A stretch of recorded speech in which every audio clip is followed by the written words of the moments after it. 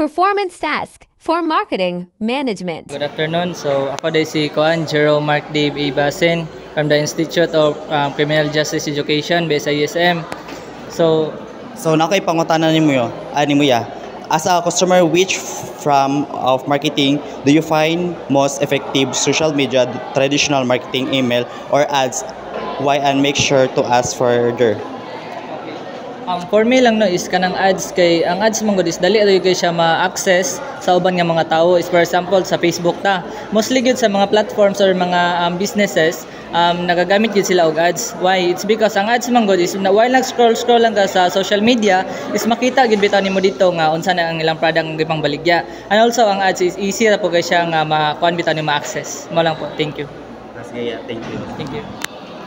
So I am Bea Carmel Pitingkang. I am from the Institute of Arts and Sciences and I'm a fourth year college.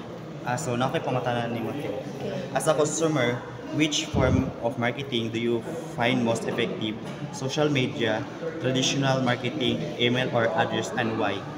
Okay, for me, the most effective form of marketing is social media because nowadays many products can be seen and can be ordered online, and the use of social media to order the product is more convenient. Unsay nimo te? Lady Heart Lapinig, Unsay program? business, Unsay year te? fourth year. So nakay pangutana nimo te. As a business student, which form of marketing do you find most effective? Social media, traditional marketing, email, or address, and why?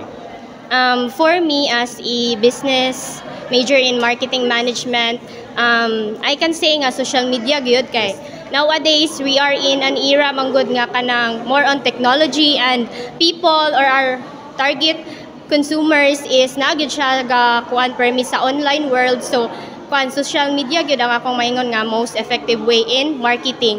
And also second guro is the ads. Pwede man pud siya kanang more kuan ra pud siya sa social media. So mao gina siya ang kuan sa marketing karon kay sa una maybe is traditional.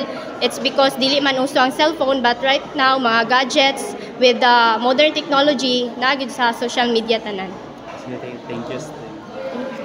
Thanks for watching.